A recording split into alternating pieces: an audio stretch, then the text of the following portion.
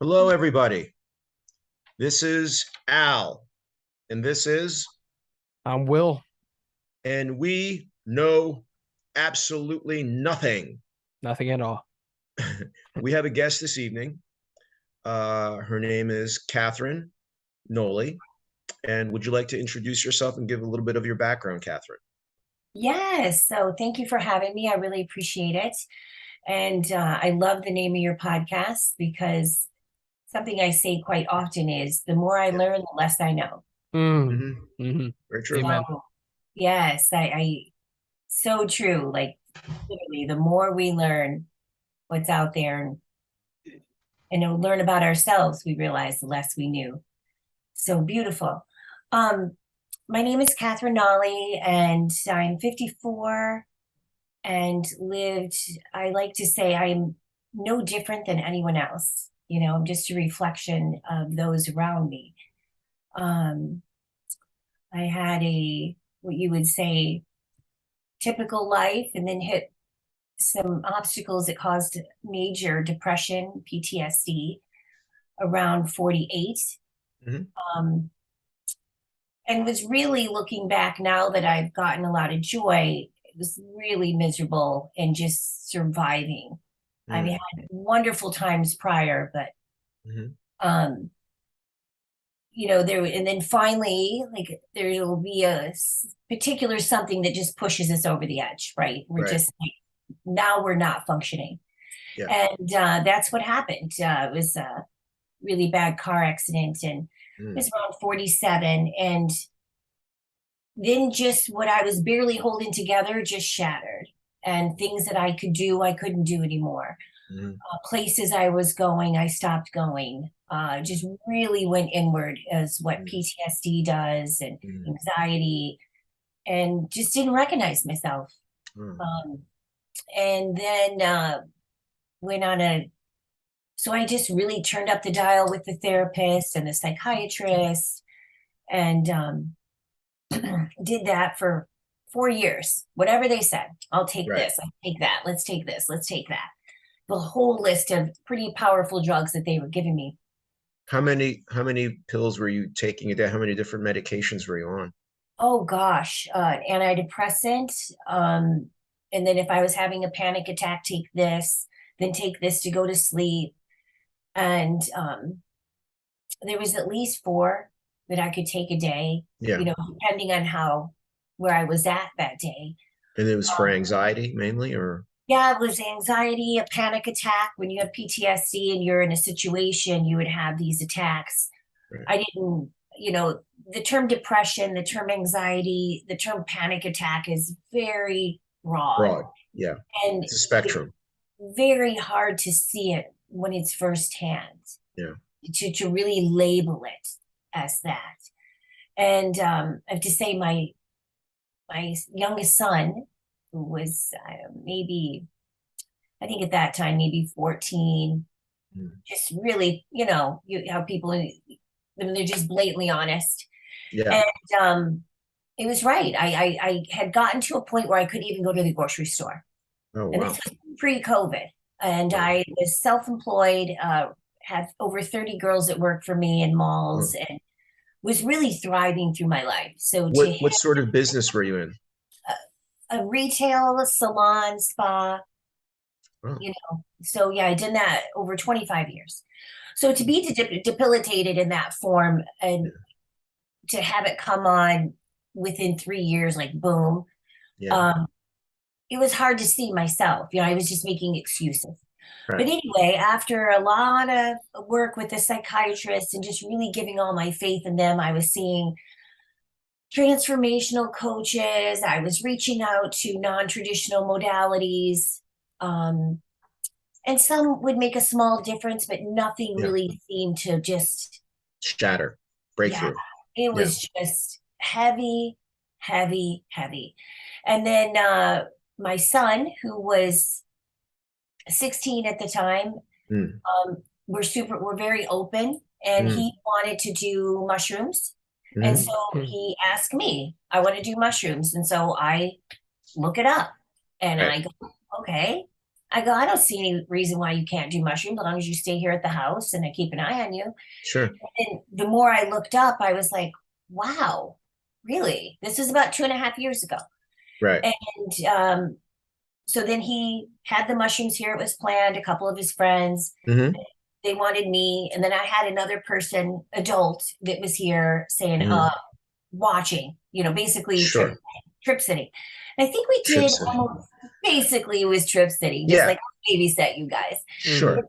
Because I decided to do the 2.5 grams myself. No, I'm not familiar. Is that a small dose? Is that a large dose? Like, Yeah, 2.5 grams would be a pretty good dose. I mean, you're going to get but it's not visual. heroic. No. No, but it's Okay. average. It's enough for individuals who haven't tried it. Okay. Yeah. So it's enough to give you the perceptual changes that you really feel a difference in your body. You can feel it physically, mentally, visually, Yeah. but not so much where you're like, oh my gosh, make it stop, Yeah. Um, Like me. so a lot of some of my son and his friends were really feeling it, and I didn't get visuals really, just some fuzzies, but really knew the next day that this was profound. Like I just had, for me, I can clearly remember because it was over here. I had this almost like a telepathic moment, like where connectivity just like boom. And Yeah. I just was literally in this foyer and was like, how is that possible? Right. And Right. just some things that we're downloading, is how they say, coming to my mind, to my Yeah. consciousness, were profound. How did you And know you're not going crazy? Because, it might all just be in your head, Kathrine. so very, very, very good question. So I've Yeah. been on a spiritual path and Yeah.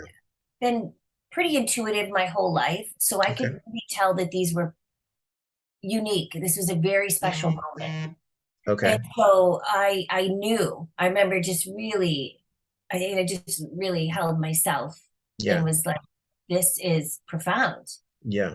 And so did more research. Right. And so that was 2.5 years ago. So from that point, I did a deep immersion in studying psilocybin, its clinical research, it's how it's been put use in trials, the results, led me to different, Johns Hopkins University, led me all over to realize there's so much clinical research on psilocybin. And I was like, how do you not know these things? And so then I'm like, wow, there's so much to learn, that the psychiatrist office just pretty much was like, I'm done with you. So what you're saying is Kathrine knew nothing. Yeah, I was absolutely, like I Yeah. said. And that's good And so, news. yep. And then when Yeah. the mushroom came in, I just went on a deep dive Hmm. of learning about them. And continued to take them. I went to 5 grams. I did 10 grams. Whoa. I immediately, and after my mushroom journey, was told to do ayahuasca. So this is all within 1 year, the 2.5 grams, the 5 grams, the 10 grams, like another 3 grams. And then I did ayahuasca in March. And then I continued to do ayahuasca probably once a month.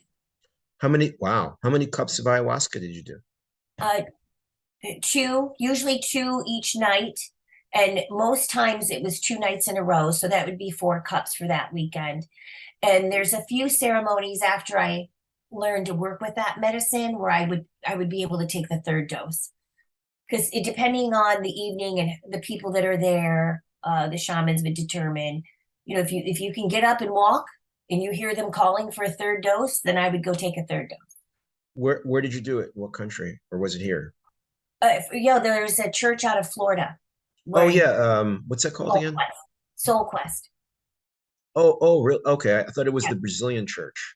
Yeah, there's a few different ones. That's amazing. There are many ways to do ayahuasca here in the States if you just do a little digging. And so then Amazing. I ended up finding, they don't like to use the word shaman, but they do study under a tribe in Peru, and they make the brew and they serve it here about an hour from my house. So then Yeah, the correct term for the people of the indigenous Americas is curandero, right? Not shaman. Shaman's a Northern European Yeah, term. I think Kundero would be more of a Mexican lineage. Okay, got it. Not positive, but yeah, they have different names for the medicine healers in different parts of the world. Yeah. Santa Claus was a shaman. There you go. Mm. Ah, I've been reading. yes. I like Christmas now all of a sudden.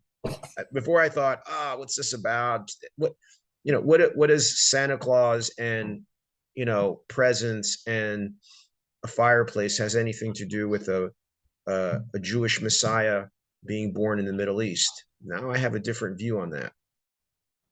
If you read what is it, The Mushroom and the Cross? Yes. Yeah, Would you be able highly to share a recommend little it. bit of what you learned from that? Just a little bit. Yeah, sure. So I mean, the whole thing around, so it's a celebration of, I believe it's the winter solstice, right? Shortest day of the Northern Europe. So that would include not the North Pole necessarily, but Scandinavian countries, the Ukraine, Romania, that's where my grandparents are from, would celebrate by picking mushrooms near an evergreen tree that just so happens to be also what a Christmas tree looks like, right? Mm. And these little gifts under the tree were the mushrooms, because that's where the mushrooms grew. Mm. And the Santa Claus was a shaman, and he used to collect them and put those mushrooms inside of his sack, throw it over his shoulder. And the houses of those areas, a lot of times they would get snowed in. So the only place that you could drop presents was through the chimney, and he would drop his presents, so-called presents, right, of enlightenment and joy through the chimney. And the people would receive those presents, those mushrooms, and they would stick them in stockings over the hearth, over the fireplace, dry the mushrooms out, and then have the sacrament, the flesh of God, right? Like Jesus said, eat of my flesh, etc., etc., and drink of my blood. And actually, I learned something the other day that said that there actually is no term for wine in the New Testament, in the original Greek. So what are we actually drinking? I would assert that a lot of what people drank in those times was a wine, but there were special things added to those wines. I can't remember the name of the things. Are you familiar with what I'm talking about, Kathrine? Because you're nodding your head. I'm not sure about the wine, but I do know the story of the Santa Claus, and it was the Anemita muscaria, Yeah, the red mushroom with the white correct. dye. Yeah, The one that looks just like Santa Claus. yep.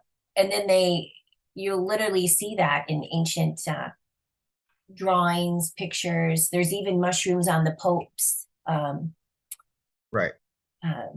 robes. When you can see it referenced all through spirituality, through history. Correct. So, Yeah, I was gonna say there's a book on this topic that you guys are discussing. It's called the Immortality Key: The Secret History of the Religion with No Name. And they talk about what you guys talk about, how they used to make a different kind of wine, a different type of brew. And it's a fascinating book, worth checking out if you haven't already. Well, it's not only the wine, but beer as well. Yeah, that's what I mean when it was a brew that they made. It was a different kind of beer, not what we make today. Right. And also, I believe that it comes from wheat, which is how you can make beer. And a lot of people believe that the reason that the Salem witch trials happened is because Sorry, that's right. there. Yeah. It was because was it ergots? Ergot. It's ergot. Yeah. Ergot. That the reason that people freaked out that those women were witches wasn't because they were witches, but because they were tripping, believing that they were witches because of the ergot. I don't know if you've ever heard that before, or if that's true even. Yeah. It's When I like went, secondhand information. it's funny because I went to Boston, Massachusetts, 2 weeks ago with my family, and my wife wanted to go visit the Salem, I forget what it's called, the Salem Witch House or something like that. And they talk about that, the ergot, and how they, people back then, they didn't know anything about what was going on. Just like Jesus H. Christ, he was, crucified for trying to explain what we're talking about today. But it's just fascinating overall how all this works, where humanity is trying to reach truth, so that we can be at peace with it. And I don't this is where I'm trying to understand. I don't want to get off topic, but it's just, this is all related. Yeah. It's just I didn't know Kathrine had that much experience with psilocybin, and even she's a G. Yeah, she did more than me, so that's awesome. Ayahuasca, yeah. I did 6 Gs a week ago. So well, there's a on the mushroom and the dosage. There is a teacher, he passed away 2 years ago. His name was Baba Kalindi. And his son, they still run it. It's Tamarian Institute, and it's out of Detroit. And Baba Kalindi has spoken all over the US at different psychedelic conventions. And he is a proponent of 20 grams and higher. Wow. So his lineage and how he teaches his, any students, and he has African lineage. They do a tribal warrior dance as well. The Tamarian Institute, they still do that. It's really amazing. It would be amazing for your show to speak with him. Yeah, connect us. But they believe in his dad, and he went around and taught all over on this of 20 grams and higher to really have that breakthrough. That's what he taught, like that, to be part of his group. It was almost like how you got initiated in. Yeah. And it would not be in a tea. You'd eat them raw. I've spoken with his son and seen him work or perform. It's pretty amazing. But they say, it doesn't matter after 10, after a certain dosage, how much. Your journey's still going to be the same amount of time. It's just how deep you go in your experience. Yeah, it's fascinating because this right here behind me, I forget what it's called, but the artwork itself was in my trip. I tapped out after the hour in, and I had to text my wife as fast as I could because I was struggling. The ego was grabbing I call it phone a friend. You got to phone a friend real quick. Yeah. My wife was downstairs, and I told her before, that was a year ago when I had my first trip. I said, if I ever need you, I'm just going to ask you for your hand. That's all I need. But I text her, need your hand, blah, blah. And she came upstairs right away. And, they call it tree fingers. It's a little thing that she does that rubs her fingernails on my back, and it's relaxing. But she did that, and I turned into this tree here where I felt myself going like this, folding in, and it was just really fascinating to me that I became this tree. And I think it has something to do with the brain processing me asking for tree fingers. So I don't know if that connects, and then me remembering this image unconsciously in a sense, and it created that amazing experience. So I don't know. I bring this up because that my experience was had a lot of different experiences in that trip, especially seeing different languages brought to my face, like Aztec language that I did not understand. And I was scared a little bit because I was like, what is this? Is this ancestors or something trying to speak to me, show me stuff that I know nothing about, as I usually don't know. But and then I only took 6 Gs at that. I was like, I'm curious. And it's funny you answered that in a way where they say to go over 20. And then the specifics as to we should eat it raw. But I brewed it into a mushroom coffee. I don't know if, there's a mushroom coffee with 6 different mushrooms, and I put that all in there. That's how I took it. And I'm curious, does it really matter how you take it? Like, is there like, how do you say it? I guess I have to try it for myself, but have you tried that yourself? I've done it in a different teas. I've done them raw. The 10 grams I just ate raw. Yeah. It's Yeah, really that's what difficult. I've done. So Sure. Baba Kalindi's teaching is, that's how they naturally come. Mm, And it's to really connect with them. Don't mm, try to mask them. Just eat them in their raw form. And a lot of people love to put them on peanut butter or, honey. any way to mask it. Now I have heard, and there is some little bit of science behind this one, is when you take them with ceremonial grade cacao, the really, really dark chocolate, the cacao, Mm, and that acts as an MAOI inhibitor. So it crosses that blood brain barrier a little faster. mm, So the cacao can act as that agent, and it's less queasy on the stomach. mm. So they make cacao mixtures with rose petals. I add some ginger in it, sometimes some whatever. They just make a brew with the mushrooms. A lot of people really swear by that one, Yeah. just 'cause it doesn't upset their tummy as much, because a lot of times that high dose of mushrooms can upset your stomach. Right. But there's teachers that just go, no, just eat them. It doesn't matter if it upset your stomach. That's what they're supposed to do, and you just merge more one in the spirit of the mushroom like that. Right. I Right. really feel I hold mushroom ceremonies, private ceremonies for people, and group ceremonies. And after I get to talk with them and do intakes, and definitely the in-person time, I let them kind of decide what's calling them, because I really try not to influence the modality. What do people come to you? What are some of the top reasons that people come to you to do a mushroom ceremony privately? Like, what are they normally dealing with? Wow, it can be just curiosity, and not very much experience with psychedelics at all. But they had heard from a friend that I knew had it. It's definitely the number one thing you need when you go into psychedelics is trust. And you have to be vulnerable. You're very vulnerable. So you need trust. You Mm. need to have trust with the space that you're going to be in, trust with who's going to be with you, and if you're alone, knowing that someone is close to, like you said, Will, to hold your hand. Um, Once you can check those boxes, you can truly then sink into your journey. You can sink in just so when you don't have those fears that you're attaching to, then you can just go in, and as you're starting to dissolve and lose some of the ego, knowing that you're safe and protected is the big deal. So people will come for all different reasons. They want to go deeper. Maybe they're just brand new curious.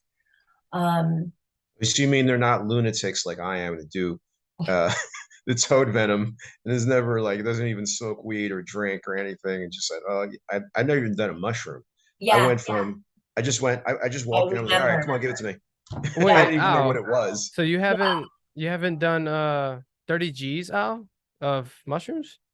I never That's did what we're anything. gonna do. I the most I think I ever did was like a small piece of a pot gummy, Hmm. and An for some edible. reason, yeah, an edible, but from like LA, like pharmaceutical grade. Yeah, yeah. But I didn't like it. Pot just Oh man. doesn't agree with me. TC. It's amazing. TC is an amazing teacher as well. It's just It's not for me. yeah, I I don't like the guess paranoia. I don't like the listlessness. I don't like the lack of it really it's like a lack of energetically it doesn't work for me. Huh. MDA I like a lot, Hmm. you know. Mushrooms I really enjoy now. I Yeah. microdose them because I had COVID and my memory got wiped out and destroyed. And the toad medicine really made a difference. It lit up my brain like a Christmas tree. Hmm. And microdosing while meditating and fasting um, works amazing. So I'll do like long walks for 2 to 4 hours while on a microdose in the forest, and I hang out with the trees. I call the trees the rabbis, because I went to see a rabbi a couple of weeks ago because my friends thought I was losing my mind, or at the very least going through like some kind of midlife crisis, I suppose. And I call the trees the rabbis, and I call the mushrooms their vocal cords, because they teach, but the rabbi listens. And there's definitely a relationship, obviously, between trees and fungus. They both work together. Yeah, there's a documentary on that, Fantastic Oh, Fungi. really? Yeah, Oh, they okay, talk cool. about how the mycelium connects with the trees and actually helps the trees connect with other trees. It's Oh, amazing. It's amazing how it works. It's like neural pathways, yeah. like our brain, how it works. It's the same way how the earth works with mycelium. It's really fascinating. So I had a question, Kathrine. Are there any differences between your trips with ayahuasca, psilocybin, and any other uh, how you say Entheogens. entheogens? I need to learn how to say that. Entheogens. Yes, yes. Absolutely. People ask me quite frequently. I say every entheogen has a different way of showing you and working with you. And just like you said, Al, sometimes some of us are not called to certain ones, and that's Yeah. okay. As where some people never want to sit with ayahuasca, that's okay. It's really a matter of finding out what sits with you and what's resonating with you and working with that. Hmm. Developing a relationship is what I call it. If that means starting off at a hero's dose of 5 grams or higher, or you start off micro, you got to meet your ego and your spiritual self. You have to work with both, Mhm. maneuver that space so each one is comfortable and it's still getting pleased, Hmm. because sometimes our spiritual self might, I want to go for it. I just want to just, dive in. And then your ego self is like, oh my gosh, let's just try a little bit, I don't Yeah. know. And it's better to go slowly and feel comfortable, rather than dive in. Because I've seen some people that just went for it and maybe didn't have respect, didn't have the right ceremony set, didn't have set and setting. Wow. Who knows nothing? I see I a went hand going up. Yeah, I went and in like it was like, because I have a martial arts and a fighting background, yeah. Uh, You go So out I when was like, yeah, man, I'll do it. Yeah, what's yep, up? And I came in with that, and the teacher was like, "Oh, really?" uh, yeah, And I yeah, found out that God's really good at jujitsu, oh and yeah, I yeah, tapped out. yeah. but there's And no I tapping do out. remember. Yeah. No, there So was tapping out. Oh, I okay. tapped out right at the end of my ceremony. Oh, I did. after. Oh, okay. Yeah, let me explain. Well, she wasn't in the room. She was in the room for part of it. yes. Um, uh, sorry, I dialed somebody's phone by mistake. I was in my ceremony, and I experienced myself as a monk. I think I shared this with you, correct, Will? Yes. And I saw, well, so first of all, I saw a monastery like on the side of would look like a mountain, maybe like in Tibet or something, or in India. And then I was on the outside, then I came into the monastery, and I just saw just endless rows and rows and rows and rows of monks sitting on some kind of pillow or something. And then I saw a monk sitting all the way at the front of the room, and he was wearing a beautiful robe, and everything was quiet. And all of a sudden, the lead monk opened his mouth and went,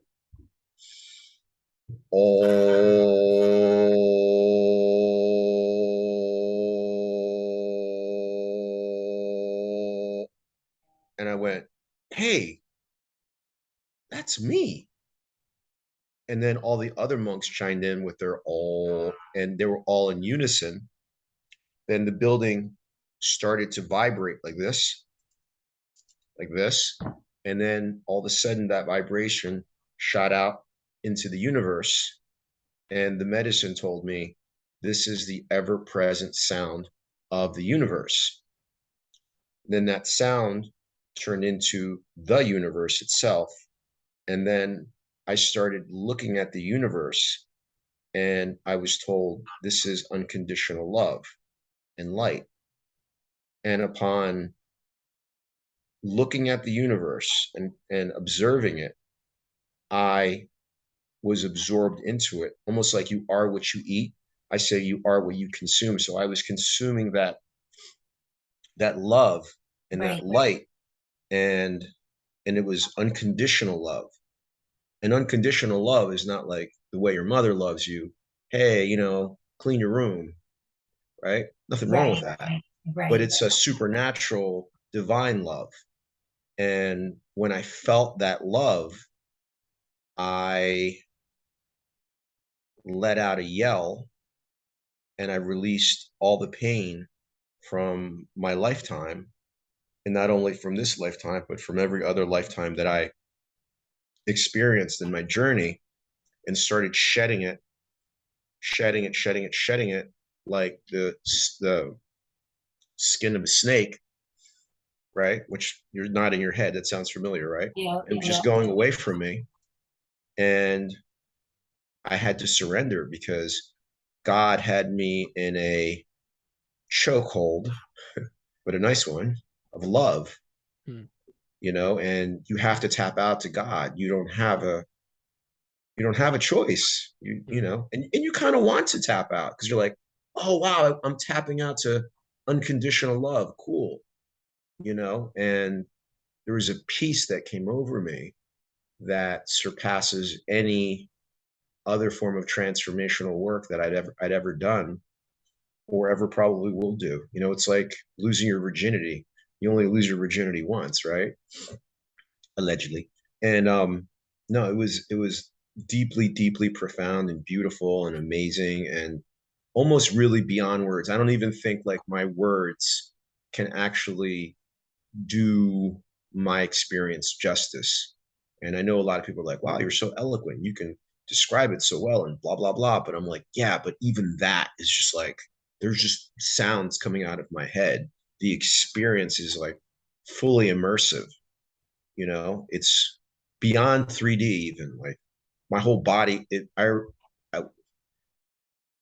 was told, I remember sort of like my body was shaking like somebody plugged me into a wall, and I was electric. I was light. I was lit up, and I was crying and sobbing and releasing. And it was like having an orgasm at the level of my beingness, and I was like, whoa, I need a cigarette. You need to be human again. Yeah, totally. Hell, man. Yeah. Yeah, amazing. Beautiful, beautiful. Kathrine. Thank you, Kathrine. Oh my gosh, I love you, Kathrine. people explain. And so back to like how they all treat you, they're absolutely just like Al was explaining his experience. It's Bufo from the toad, the molecule's 5-MeO-DMT. Yeah. And they do call it the God molecule, the spirit molecule. That's its token phrase when you look at online. And you'll see mostly online the almost looks like exorcisms. Yeah. So there's some science behind that because these plant medicines are molecules and they affect our neurological system and our physiological system in certain ways. And this is a flood dose, when we serve. You can do 5-MeO-DMT because the 5-MeO-DMT is a DMT. It's part of the tryptamines. It's just a unique one. So when you can also do lower meditative doses. When we serve the ceremonies and we serve a large flood dose, we're doing micro doses you know, and there's an energetic spiritual connection. You know, it's just to kind of, there's no kind of, it allows us to let my spirit sink into that space. We're very functioning, we're very tuned in, very dialed in to whatever happens. You know, I was explaining this to somebody the other day, this term came up, and I think I'm going to use it again. We're just little spiritual bumper guards. You know, your journey is unique to each and every person's journey is unique, and there no two are the same. But there are physiological things that can happen, and we're just here to make sure you're safe, but also energetically, spiritually, it's keeping these boundaries up. Sometimes old energy comes out, negative, weight, heavy energy comes out. And when you're very open like that too, spiritually, mystically, sometimes energies can come in. And so when we're holding space is the term we like to use. It's our obligation to the participants and the people in that home to really tap into the energetic field that's happening, and you clear it back out with each person, every person. And then we open up the space a certain way and we close the space a certain way. When the participant is doing a prayer and we're cleansing them with sage, we're also energetically doing the same thing, you know, for the whole space. So you're having your ceremony, but, you know, we're preparing a ceremony energetically at the same time. Very important. And each molecule, like psilocybin, works a unique way. They all have a way, a particular dance. So when you take 5-MeO-DMT on that scale, a large dose, it's going to react a certain way. When you take 5-MeO-DMT on a meditative dose, it's a completely different experience. You know, Al, you might be when I can teach you when I'm there, but changa, it's a hermosa leaf, and it's layered with 5-MeO-DMT. And it's lightly sprinkled, and you can do meditative doses at home with that. And you would burn it just like you would cannabis in a small little pipe, and you dose it. And I always sit with people and do that first one so they can start developing a relationship. And when you do and of course it's still very powerful, you only need a little bit, but you'll feel it, and you just go right into a meditative state. You know, and you start learning to work with that medicine, you know, through your breath. That's what I do when I sit with people in the privates. You know, I watch and help them how to harness the breath and work with the energy and get the most out of your private ceremony, you know, because, you know, that's the real goal, is to not necessarily wait for us to come to town or this molecule, you know, to have a power dose. It's what you're doing with it, you know, how you're developing and growing with that in between your ceremonial doses, you know. And that's what they use the term integration. And and everybody, there's no one set way. Some people dive right in and immerse themselves and profoundly change. Others, it's just small little things. They can only open the door a little bit. It was too much for them. And that's okay. And that's totally good too. I've had people say to me, I'm never going to be the same. What the hell happened to me? And I let them talk, and they talk about their profound experience, and they can't get this out of their head, and they feel different, and they just want to know when it's going to go away.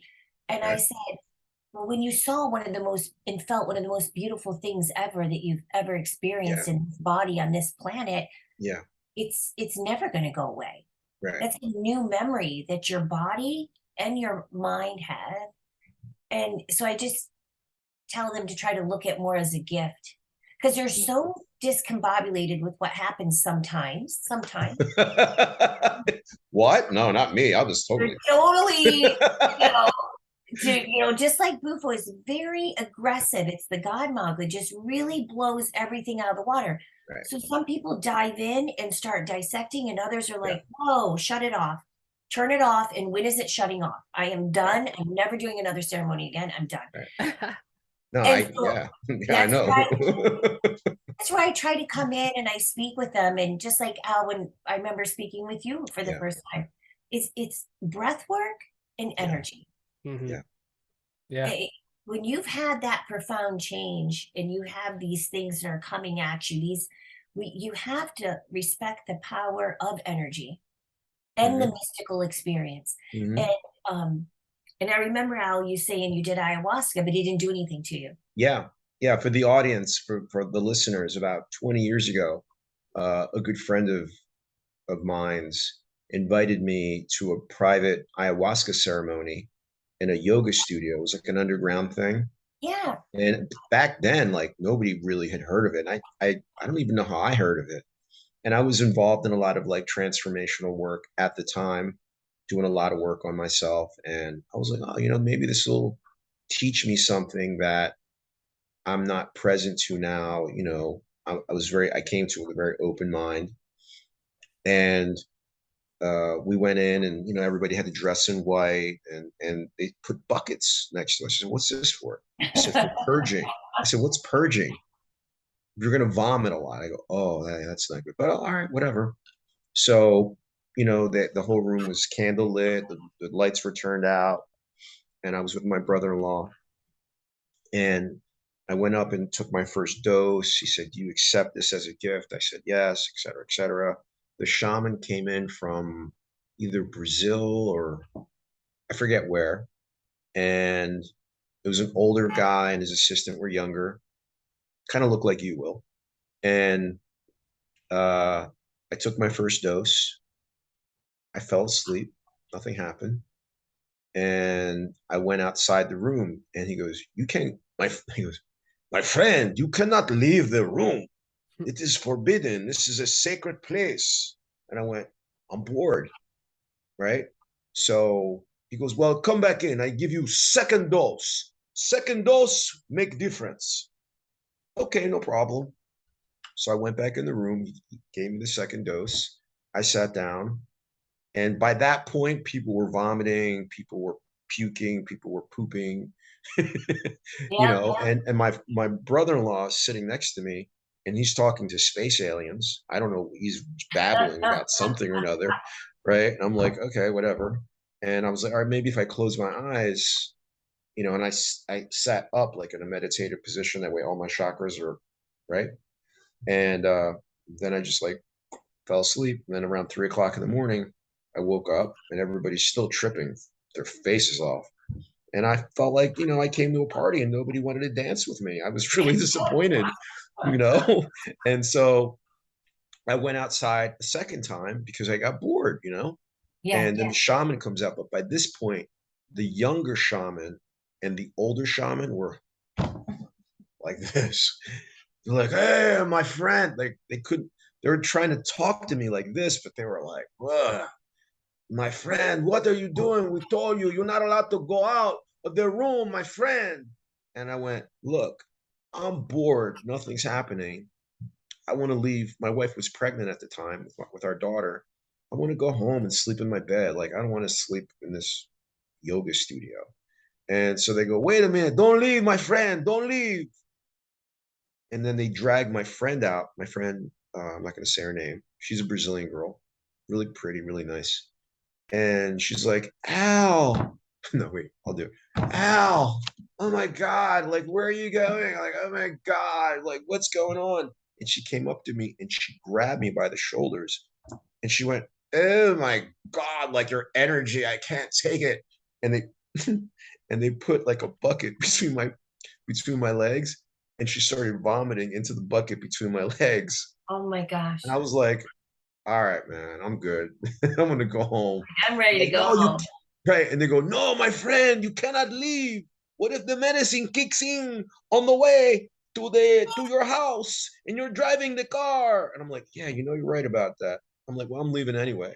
They're like, no. And then they started putting their hands on me, like trying to force me not to leave.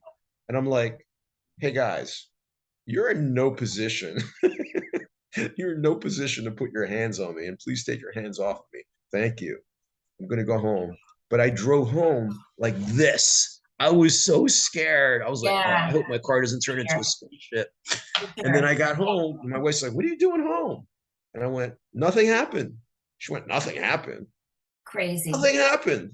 What do you mean nothing happened? If you take a hit of a joint, you're high for 3 days. If you take a shot of alcohol, you get drunk right away because I don't imbibe in anything. And I went, nothing happened. She's like, and then she got quiet and she goes, you know, maybe the teacher just had nothing to teach you tonight. Like that was it. And I was like, I'm going to sleep. I had a couple of friends that told me about they tried mushrooms and 5G and nothing happened. They just Nothing giggled. happened? And Really? yeah, they giggled. Yeah, there were a couple of friends Yeah, told me that. I'm like, I giggled. interesting. Yeah. THC, same thing. Someone took. I know. I used to listen to Joe Rogan a lot. Jamie Vernon. He could eat Yeah. 1,000 grams of edibles. Nothing happens to Huh. his body. It's fascinating how some of Yeah, us just it yes. doesn't work. So I have a theory, and I want to give it to both of you, right? Mhm. Tell me what you think, right? So there's guys like, so I've done martial arts and fitness like my whole life, right? And there's guys that when I was growing up, they're super muscular, super shredded, like just they've never touched a weight in their life, right?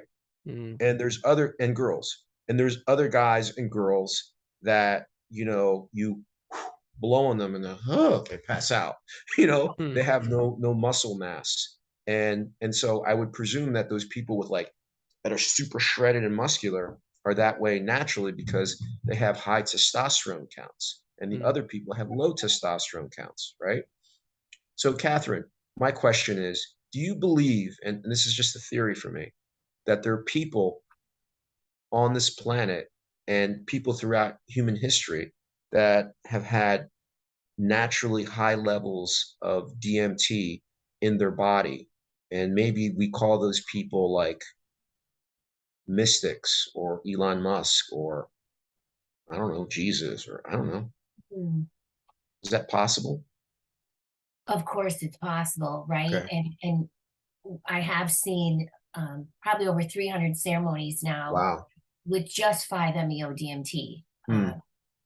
And the dosage, I mean, there's a lot of consistency that seems to happen, but some people not so much. It just depends. Like just what you said, Will. Um, like for me to get a lot of visuals on a high dose of mushrooms or a decent amount of, I haven't taken over 200 micrograms of LSD, but I'm not a super visual, it just kind of takes a lot. Um, like that night I took the 2.5 grams of mushrooms the first time. Everybody was like, wow. And I'm just walking around, I mean, more tapped in, but totally Yeah. in my body, you Right.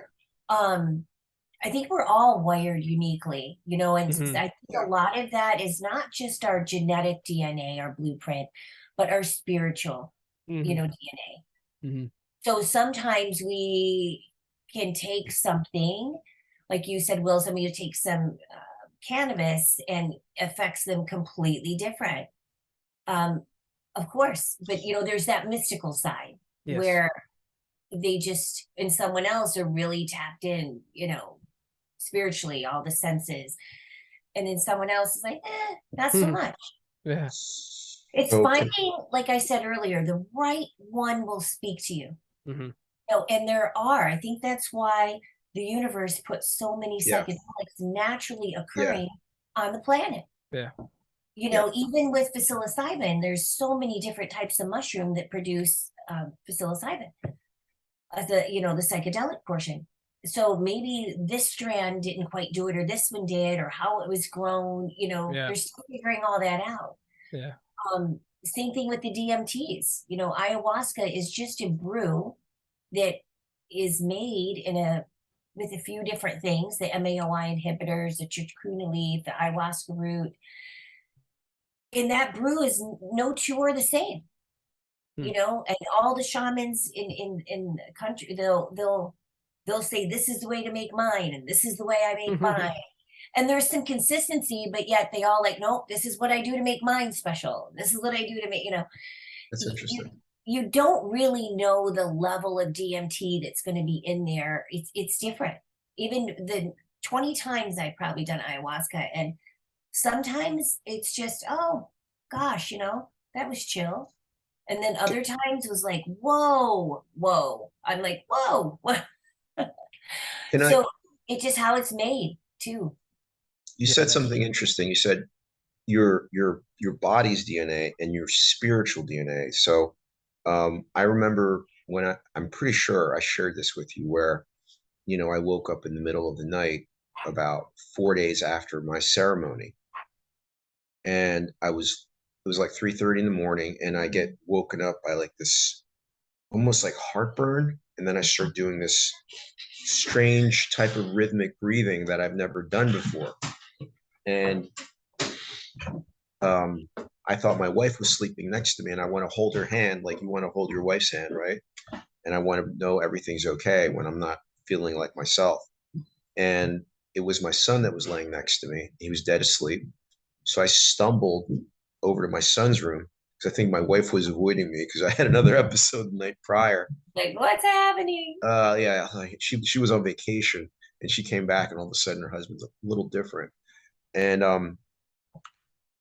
she held my hand while I sat down next to her bed, and I couldn't hear, my mouth was moving, but I couldn't hear what I was saying. And she said I started having this, not me, this whatever that was, having a conversation with her. Yeah. And all of a sudden she disappeared in front of me. Like she was gone. And all I saw was what I believed to be the burning bush. It was like this thing on fire. And I was like, what is that? And I had the experience of like my ears going like this, and my eyes going like this, and my jaw dropping to the floor like, and so I was like this, and that. So I was fearful, but not scared. It was like I was in awe of the thing. Hi, baby. I was in awe. Thank you. I was in awe of, and I was respecting the thing that was in front of me. And because my ears, I think I felt like the top of my head open too. It started downloading. It's the only way I can describe it, like downloading, like information into me. And then it stopped, and then I stumbled back to my bedroom, and it was dark out, and I lay down next to my son on my side like this and closed my eyes. But then when I closed my eyes, I was like, I started touching my face like this. And the reason I started touching my face is I went, wait a minute, I could have sworn I closed my eyes. How can I see the whole room through here? Right. And the whole room it looked exactly like night vision. You know how soldiers have night vision? Yeah. So it's like almost like a neon outline to everything. Will, you know what I'm talking about? Yeah, kind of. Yeah, it's night vision. That's what it looked like through Oh, here. yeah. Mm-hmm. Right. And I went, and then all of a sudden I saw what looked like an Egyptian symbol of an eye right here in the middle of like a screen. And I went, holy crap. Right. Yeah. And then it went, shoo, like you turn off a television. Shoo. I was like, and then I went to sleep. So then like yesterday, I'm talking to my staff on the phone, and I have a habit of turning on YouTube. And then all of a sudden, I see the same exact, what looked like that burning bush on the screen. I'm like, wait a minute, that's the thing that I saw, right? Because I'd never seen anything like that in my whole life. And it said 1111 KZ, which I believe is a vibration. And 1111 is a huge number for me and my wife that we've been seeing for 20 years, not knowing what it really is, but we are always like conscious to it. and it says Archangel Metatron. And I'm like, what's Archangel Metatron? And it just so happens, I'll show the audience, it's this symbol here is this symbol. It's what people refer to as the Star of David. And then I'm like, what's the Star of David have anything to do with this? And then it's, well, it has other names like the Merkaba or the flower of life. And that symbol also, so it's not a Jewish symbol, it's a mystic symbol. And this here is not a flat thing how we perceive it to be, but it's a three-dimensional thing that goes like this. Yeah. And the reason that it's in Judaism is because the mystic rabbis had the ability to project their consciousness into this vehicle and go to other dimensions to study at the feet of God and That was angels. Kabbalah, right? It's That's Kabbalah, and it's in the Talmud. Yep. It's a lot of it's in the Talmud. I found that because I was speaking to a rabbi yesterday. I'm like, hey, rabbi, do you know about this stuff? He's like, whoa, this is a little above my pay grade. Let me put you in communication with someone. Because I'm like, I don't know about any of this stuff. Well, they don't And- even teach it to you in Judaism. You No. have to be over like 40 years old. You have to Correct. have a certain history. Correct. It's all the mysticism part. Right. Yep. Yeah. And I remember when obviously I'm Jewish, but whatever that means, and I remember studying for my bar mitzvah, and I didn't go to like a regular Hebrew school. I was trained by two Orthodox Jewish teachers, and they would talk about how Jesus, he was a rabbi, but he actually knew the actual name of God, which if you say the actual name of God and you make that sound vibration of light, it gives you. And I was like, that's interesting. I don't know if it's true. And I'm like, well, it's an interesting point of view. I have no idea if it's true or not. And but this Merkaba thing, it's also part of the tradition of the Essenes, and a lot of people believe that Jesus was an Essene. A lot of people believe that Jesus, the parts that are missing from the Bible from the time that he was 12 or 13 years old until he was what, 33? Are those the Gnostic? No, not the Gnostic. If you Google Jesus in India and Jesus in Tibet, there's actually scrolls that are several thousand years old of him, and they refer to him as Isha. Because the real name of Jesus wasn't Jesus. The real name of Jesus was Yeshua, because Jesus means hail Zeus in Greek. So it has really nothing to do with the historical character of Jesus. And he also more than likely didn't look like the depictions that we see with blonde hair and blue eyes. I was told that was one of the sons of one of the popes, the Borgia, Cesare Borgia, that was created right around the time of the Middle Ages and or the Enlightenment of Europe. So, and that's when most of the artwork was created. So it had really nothing to do with that. And, Jesus studied with the high level yogis and the lamas and, all that. I don't know if it's true, but there's a lot of evidence to suggest that it is true, and if you really look at, what the New Testament teaches, and you compare it side by side with Buddhism or some other world religions at the highest levels, it really doesn't look that much different. It's really about giving and receiving love, and the best love is unconditional love, and that's kind of difficult to do. And it's not always met with, oh, I love you too. It's sometimes met with, F you, man, you're weird, or you're crazy. Don't you know what the world's like? You can't act like that. People are going to hurt you. You need to defend yourself. Right? True. That's love.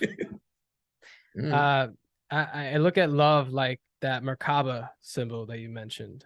yeah, Very how do you say it, perplexed, I guess, with different patterns and shapes that you can look at it with many different perspectives. You know, yeah, you just said it now, F you, man, blah blah blah, you're weird. You know, yeah, so someone normally would get offended by that, like myself. Inside of my body, the chemicals are reacting, or the emotion of anger, of fear, or of whatever, yeah, all these different types of emotions that will respond to that. But yeah, because I'm being mindfully aware, oh, here's this energy. I'm not going to react to this. This is a trick on the self to react and respond and judge yeah. and then whatever. Right. But yeah, that's what we learn. I think in all religions, that's something I learned on my personal journey, that all Mhm, religions are connected like that. mhm. What's it called? That that Merkaba. Merkaba. I'm trying to learn about that Yeah. symbol because Well, I it's a love. cube. It's a Yeah, I cube love like we were sacred talking about. geometry, man. But it's just I Yeah, it's always sacred forget the geometry. names. Yeah, I just stick with the pyramid. That's simple for me. That's right. Yeah, Totally. and really, this symbol here, if you look at it, it is a pyramid, right? It's a pyramid Yeah. here, upside up and down. Yep. The one I'm editing for our logo has a Triforce symbol. I don't know if you guys know about Legend of Zelda. It's a video game, but it's three No. triangles that form, you know, one triangle. Oh, yeah, yeah. I Yeah, seen that. that's one of my favorite symbols, and a lot of that's how I work in threes, like Nikola Tesla. I take from his Oh. Oh ways yeah, of learning. Yeah, I amazing. suspect yeah. that guy had high DMT. Right? He probably He did. You know no, what he I'm saying? definitely had something that allowed him to tap in and What's the understand. name of the other guy, that the sleeping prophet? I'm not sure. The Sleeping Prophet. Never heard that one. Yeah, they're not Manly P. Hall. I'll Google it. Can you Google it? Type Google the sleeping prophet. He's like one of the most prolific people that would like do readings for people. He's just like some guy that lived like in Tennessee. And uh, Edgar I Case. Edgar Casey, that's it. Casey. I was told that the way he would read books is he would lay down at night on top of many books, especially like spiritual books, and they would absorb into his consciousness through his body. You never Wow. heard of that?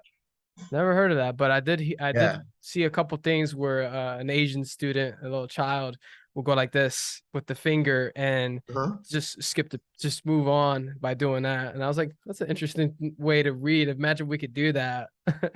Well, um, imagine, like, yeah. who says we can't, No, yeah.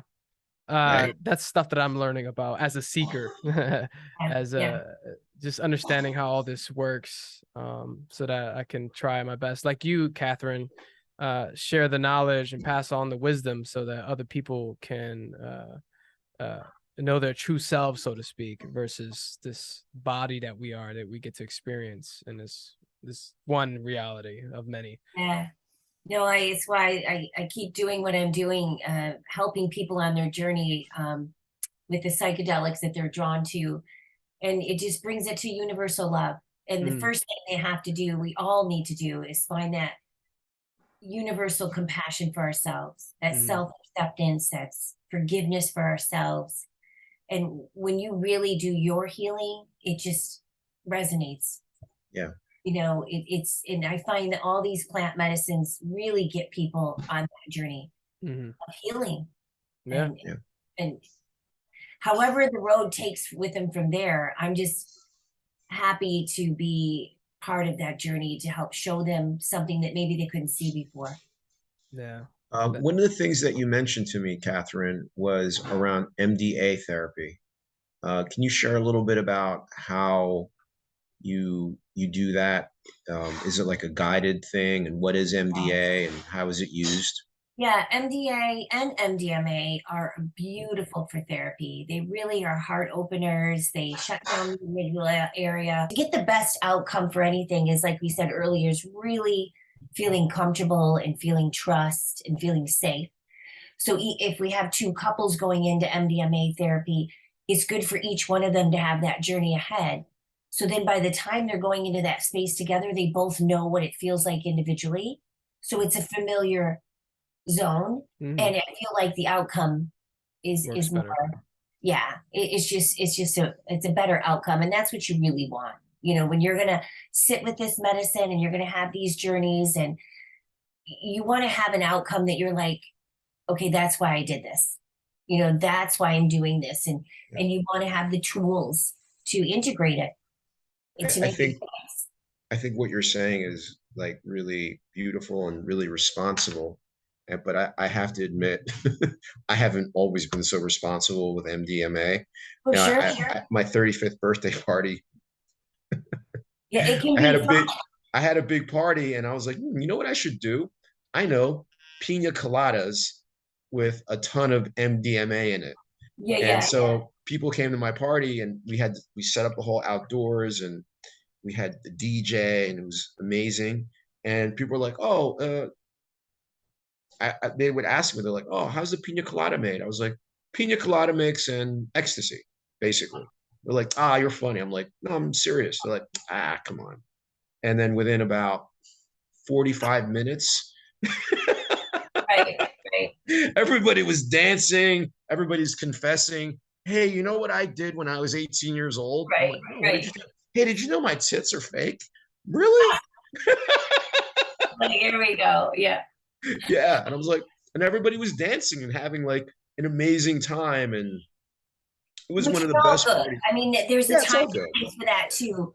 And Right. what I like about MDA and also MDMA is I try to really educate people on what the substance should look like in a pure form. There's so many street versions of Yeah. MDMA that is laced with fentanyl. It's filled with Yes. fillers. Very dangerous. You know, Very when I dangerous. say you really want to know your source, you really, you know, you may not be able to get to meet this underground chemist that is making these molecules, Right. but I tell people, you know, really dig, really ask, and you can just tell by who you're getting it from if you say, Yeah. hey, and educate yourself. What should this substance look like? How do I know this is a pure form? Well, first of all, MDMA should be in a crystal form. It shouldn't even Right. be in a pill. And It it's should, pink, right? yeah, you Isn't it should pink? never have, nope, MDMA should be like white to like a soft white, maybe a creamy color. It all depends on the purity. But the Right. lighter the color on DMT, MDMA, the purer the product. Same thing with synthetic 5-MeO. The lighter the color, the more pure the product, which MDMA should be maybe in a capsule, like a little clear capsule, Right. and you see the crystals in there. Okay. You know, and they will be crystally and they'll be maybe a creamy color, you know, and then you know it's a pure form. I've never taken it when it's a purple, pink, or nothing, because you have to really watch the amphetamine. MDMA Right. has an amphetamine arm to it. Yeah. Makes you Um, speed up. yep. And so especially the party version, you know, that's Yes. where we hit the clenched jaws and this, you know, overacted Yes. dancing and going crazy. So when you get a pure form, it doesn't quite act like that. You know, the amphetamine arm is not over exaggerated. They don't have fillers in it. It's just this smooth, beautiful, Yeah. just you're just tapped in. Yeah. You're super like Heart open. chill. I was sharing with Will this morning. The only time I'd ever done what I was told was like pharmaceutical grade MDMA or MDA was I was invited to see Jennifer Lopez and Mark Anthony in concert. My friend took me third row center, and we sat in back of Jennifer Lopez's mother. And then when the concert was over, uh, the host for my friend said, "Hey, would you guys like to meet Mark and Jennifer?" And we're like, "Yeah." And we had taken it right before the concert started, and it was like so chill and mild. We're like, Yeah. I don't really feel anything really. You And think you're then, not feeling anything. right, then the lights hit us, and we're like, oh, wow, that's so beautiful. It was very relaxing. And then we went backstage, and my wife was standing in front of me, and she was talking to Mark Anthony because she had met him before years ago when he wasn't quite famous because my wife's boyfriend owned a nightclub that he performed at. Oh, wow. And they were like really connecting, you know? And I was just standing there like a dummy, you know? And all of a sudden, from around my wife, I felt somebody grab me here and pull me super hard. And I came off my feet like this. And she pulled me so hard, I came almost like nose to nose. And she goes, "Hi, I'm Jennifer." And I am like, when you're on MDA, you're like, Are you, ah! I kept looking at her. I was going like this because she was glowing, Oh, right? right. Yeah. Yeah. I'm like, right? Yeah, And yeah. and she goes, "Hi, I'm Jennifer." I go, "I know who you are." And I'm looking at her. I'm going, she goes, "What? Why are you looking at me like that?" I go, "You're a goddess. Like, you really are a movie star. Like, you're, you're, wow." And she went, "Oh, thank you." And she kind of blushed a little bit and like looked away. And I was like, I just made Jennifer Lopez blush. So true. And That make yeah, everything look so right. magical. Yeah, it was Yeah. crazy. And then Mark Anthony got done talking to my wife, and he looked over at me and said, "Hey, that's your wife, right?" I go, "Yeah." He goes, "Yo, man, she's so cool. Take good care of her." And I went, "Okay." And then we posed for a picture, click, and then we walked out the back door. And I looked at my wife and she looked at me. We go, "Did that just actually happen? Like, Yeah. did we just have like a moment with these superstars?" And like, was Mark Anthony glowing? Was Jennifer Lopez glowing? Like, I think so. I'm like, there's a reason that people are movie stars. Reason. There's something really special. They have that it factor. They Yeah. glow. Yeah, they Yeah. shine. And Yeah. especially after a performance, their energy is just Yeah, really, their energy is like, wow. Yeah, it can light a city up, and amazing. yeah, when you're on MDA and a lot of psychedelics, they just heighten Mhm. all the senses. Right. So you just can tap into that energy a little quicker. Mm-hmm. It's beautiful. Yeah. So Amazing. it's an amazing tool for therapy, individual or couples. What sort of questions do you ask people when you're guiding them through? Like, what do? They sit face to face, they hug. Like, what are they doing exactly? You'll lay down for a good portion, Okay.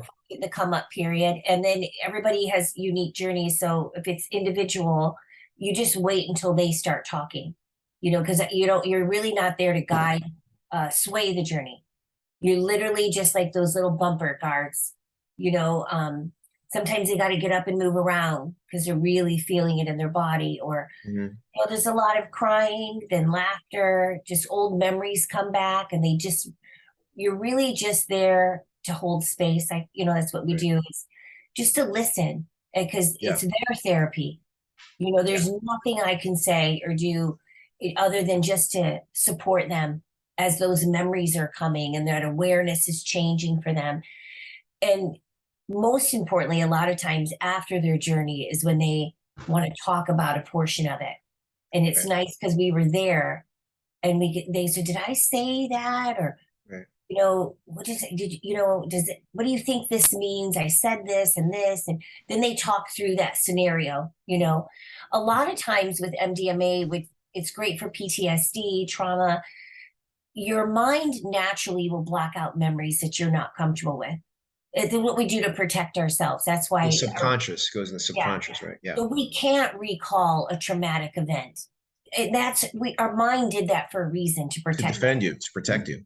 So when on the MDMA, and this has happened on other psychedelics as well, that memory comes back up. Right. Something that you did not see, for maybe buried it for 20 years. And it can vastly vary on this traumatic event for each person, right? But they get a new perspective. They see it, but yet they also see it from another. Point of view. Say it's a murder. Maybe they witnessed a murder. So there's so much trauma people Yeah. carry. It could be a vet that Yeah. all he hears is gun and blood and Yeah. sees that he can't get it out of his mind. Right. Then they're able to dissolve that trauma Mm. and see it in a different way. Mm. And it's just beautiful, because then it's like you just love it. Like like Bufo can give you that dissolving feeling. They just sit with that memory long enough, and then they get peace with it. Mm. They realize that that's then, it's not now. That's the old version of they hang on to that memory so differently. That's It's amazing. oh, I mean, can I ask you a question? Like, so I think you shared with me that you hadn't done any form of entheogen at all until you were 50. yeah, I'm And 52. oh, you didn't do it till you were 52. Wait, Yeah, I was it's been 2.5 years. by the And way, you look fantastic, thank by the way. you. Yeah. Yeah, I didn't I know you just were over 50. Yeah, it's amazing, wow, right?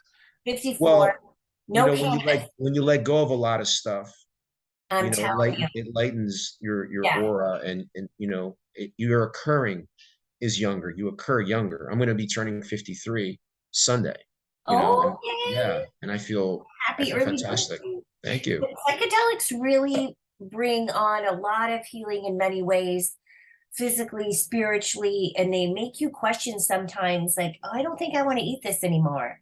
I don't Yeah, think I want to drink that now. yeah, Or maybe you drink yeah, a bottle of wine a night, and now you're just doing one glass, and then all of a Mm, sudden you're or like, nothing. I don't think definitely, I need that. definitely. You know, it's amazing. Especially mushrooms, I've seen that do wonders for people as far as their diet. I Yeah. think it's because it's earthy. It's just my own, it's It, such an earthy medicine. You literally will hold food and go, this isn't for me. yeah. I was going to ask you, like, how is doing all this therapy using these modalities, and I'm sure you've done other things without any substances that are transformative. Like how has that impacted you as a human being, as a mother, as a business owner, as just like overall, like what's that like? And what has it been like for people that have known you, 52 years, and all of a sudden, there's a different version of Kathrine, and they Mhm. were just comfortable with the old version. And like, what happened in your life? Like, Yeah. what was the impact? It's a slow, right? I mean, it from the first psychedelic experience to, just a couple weeks ago, they all teach you something differently. But the biggest thing I would say, it's made me very present, so present. And I appreciate the moments so much more, Yeah. like just immensely. And going back to the physicality, I was already doing really well and I just really dialed it in. Like, I'll drink once in a while. I have Okay. fries and chips, but it's just once in a while now. And that comes out in its physical being, but it's just the presence. It's being present. And for me, also, it's really opened up my spiritual awareness, my intuitiveness, Yeah. um, visions when and I've learned how to harness that through the energy. Okay. That's why I can help people. Knowing when it's time to turn it on and knowing when it's time, not now. Yeah. And then there's times when you're in an immersion, maybe it's 4 days of ceremonies, you're just really Wow. turned up, the dials turned up, and you can't be downloading all that all the time. So Right. it's getting much better at like, okay, we're energetically going to turn that dial. We're going to change that TV channel right now, and that's it. And you just kind of put these spiritual guards up, you know. But it's people would say, Have you lost people in your life because of this? Like, so for oh example, yeah, if you have friends that are like very religious, that yeah, have a lot of judgment, and yeah. they think like It can something like be this is very demonic, and it why can do you be need very that? Like, lonely. There's a lot of judgment. There's a yeah. lot of shame around this. It's Hmm. schedule one. So, and the thing is, that doesn't bother me now. It doesn't bother me. They're not in my life, and I just love them, and it doesn't matter. I don't have the attachment to it anymore. I'm just like, okay, we Can you? still have to maneuver very mindfully in this Yeah. space Yeah. because it is illegal. Mhm. We do have decriminalized cities all across the United States, Yeah. but they still have their boundaries inside that decrim Right. space. Right. But you can't just say, well, for instance, I live in a neighborhood. You can't. If they find out you're doing Schedule 1 drugs, they're going to call the police. That's just how they Yeah. are.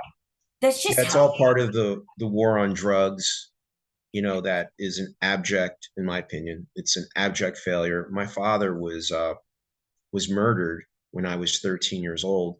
This Sunday, August 15th will be the 40th anniversary of Oh, the death of my father.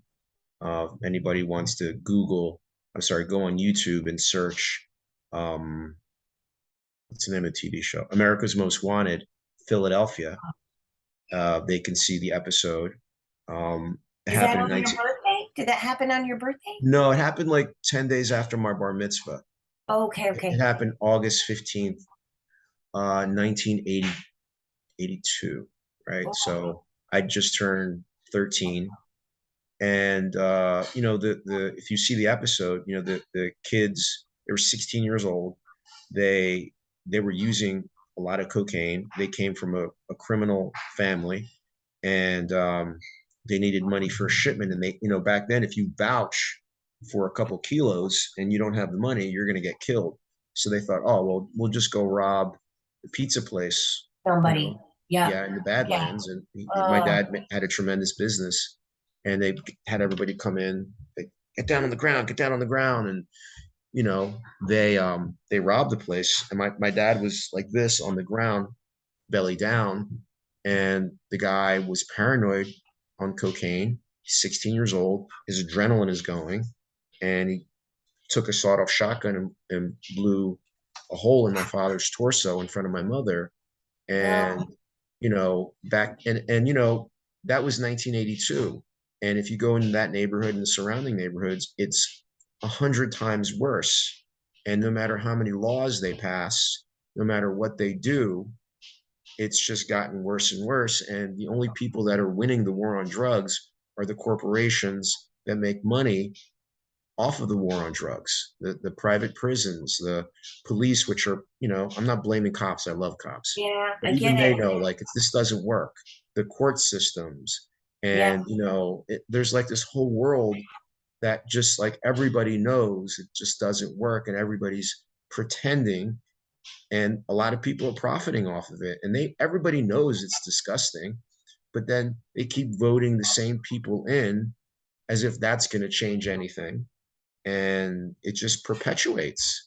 And it's things are getting worse. Philadelphia is one of the murder capitals, not just of the United States, but of the world. And I drive in certain neighborhoods, and it looks like zombies, and I seen that when I was there. yeah, it's heartbreaking. It's worse than third world countries. People lose their human dignity, and it's, I don't know. It's like, how long until we tap out as a society and go, hey, this isn't working. Hey, maybe we ought to treat these people with love and respect and understanding and compassion, and, do something else that might work, like, the mushrooms. Oh, no, that's a drug. That's a drug. We can't use a drug to cure a drug. I'm like, no, that's a teacher and a healer. The other drug is destructive, Well, there's right? more and more research now. It's out there. It's coming into many states, many cities, on the decrim. We've got 2 drugs that are in the FDA approval process that are, Oh, one's psilocybin and one's MDMA derivative. okay. So within the next 2 years, I always try to post stuff on my LinkedIn to try to educate people, and my Instagram, where things are at in the FDA approval and clinical trials that are out there. Just try to, so there is this renaissance that's happening in psychedelics, but it's going to take a lot longer to get it to mainstream. And before, I want to throw out there too, since we were just talking, that Yeah. opiate addiction is huge. Oh, It's yeah. the #1 killer. Yeah. But what a lot of people don't understand, there's a psychedelic called Ibogaine. Oh, yeah. Yeah. Ibogaine Absolutely. has an amazing track record for Yes. getting rid of opiate Yep. addiction. Yep. You have to do it under supervision. It lowers Yeah. all the heart rates. You have to be monitored. You have to have that flood dose for at least 10 days to Wow. really, I mean, it's a monitored situation. And Yeah. there's places that are doing it In in Mexico, right? Yep, and you can go out of the country, but it's expensive because you have to be on equipment and you're monitored. Now other people are doing it without monitor. The shaman just knows, they say, to watch you. Wow. But I've heard some people speak at conferences firsthand that almost died because of that. But this is how bad people want to stop their opiate addiction. They're going to go take Ibogaine with no medical support, just under a shaman that made a brew. And I'm not saying that maybe 95% of the time everything's great, but you don't know that 5% that their heart couldn't handle it, their body got too docile, and they come back. Well, if you remember, when I did my session, I bought my younger cousin, who just a couple of days prior had gotten out of a alcohol rehab where he was strapped down to the bed.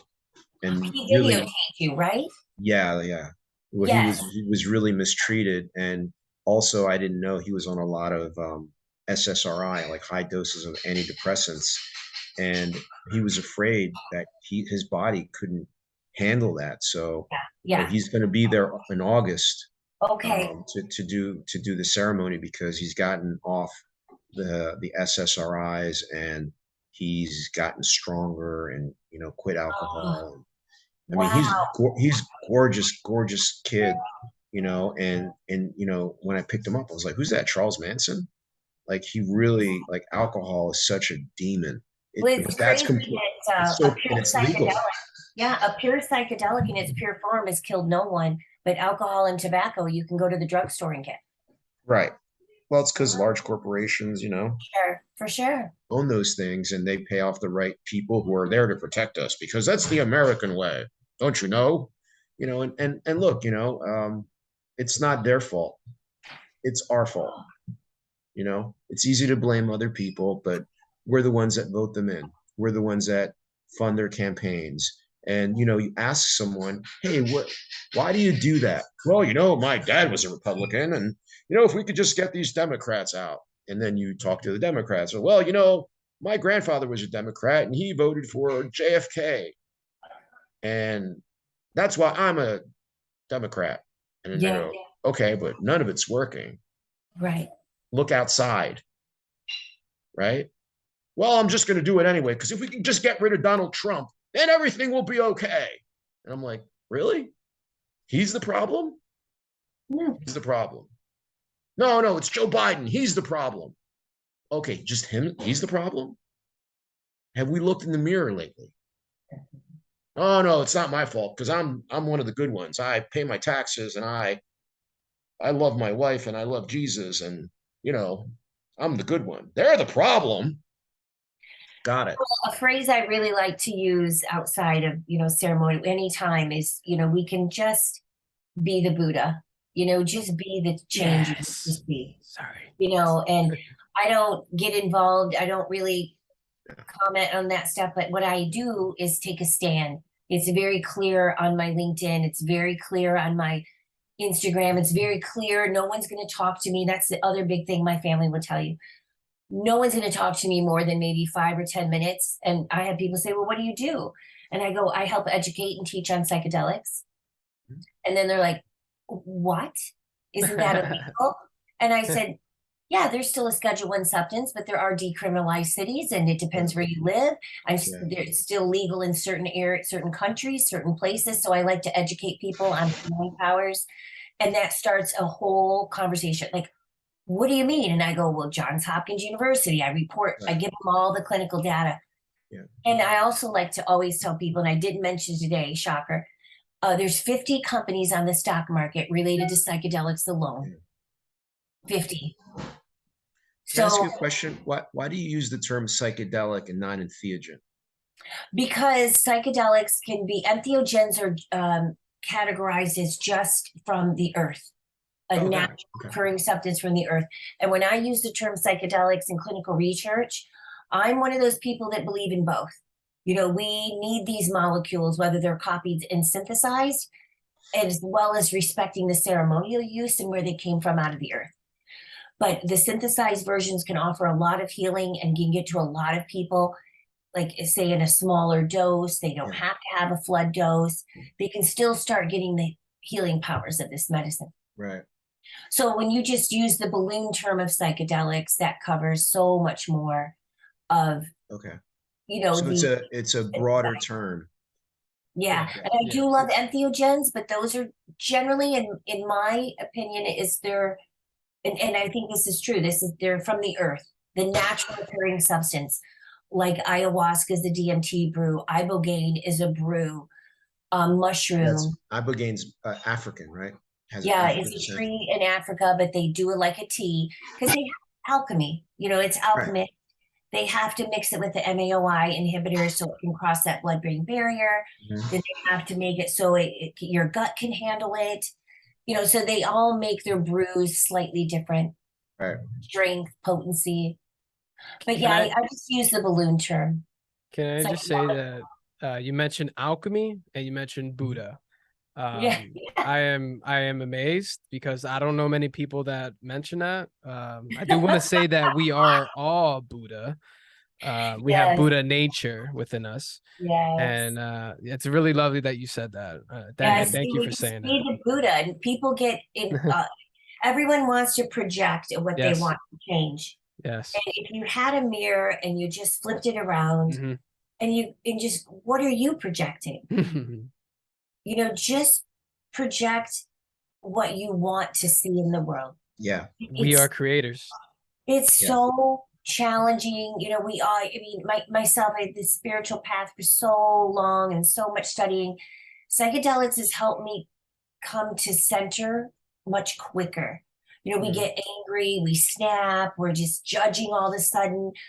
I mean, we're programmed. We can't just turn it off one day and go, oh, I'm never going to do that again. Hmm. But I catch myself much quicker, you know, and I go, oh gosh, hold on, pause for a second. You know, I found that my psychedelic journeys has really made my awareness much quicker rather than going down that spinning cycle again and then going, wish I wouldn't have got that mad for 2 hours or 3 days.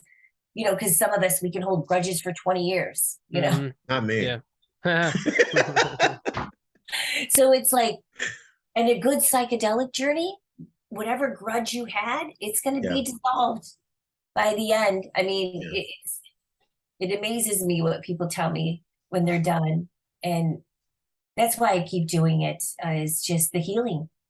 They call and tell me later, we talk, or maybe I don't hear from them for 6 months, or maybe I'm doing integrational coaching with them.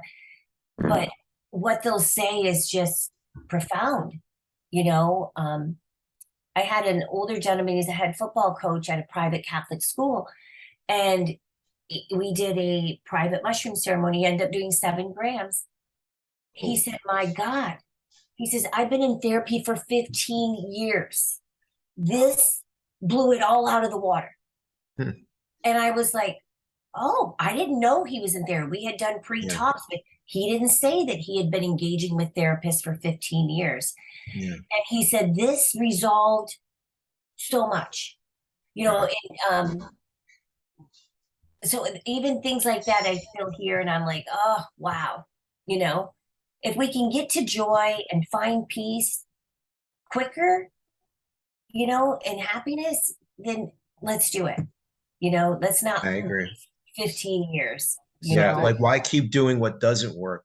Like, step outside of your judgment and your comfort and your assessments and your self-righteousness. And if you feel called to, like, try something, you're not going to die. Nothing bad's going to happen to you. You know, it's done inside of the context of a responsible, loving ceremony, or in a therapist office who's trained, you know, not just some guy behind, you know, the Kmart or whatever.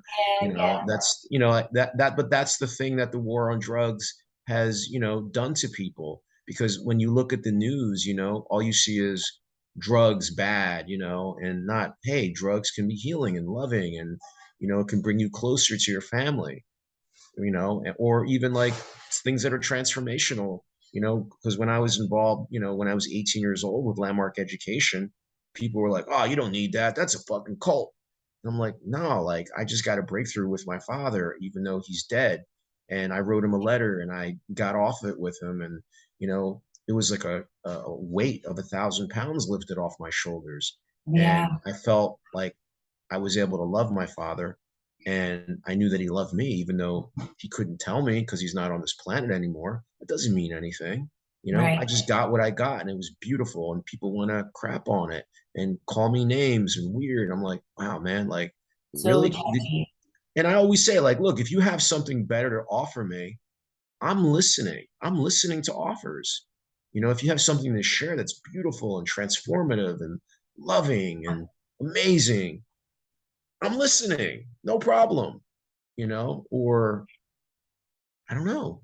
I'm always like surprised. It's like, One thing is very educational, and I'm so glad it just hit on Netflix. And Michael Pollan.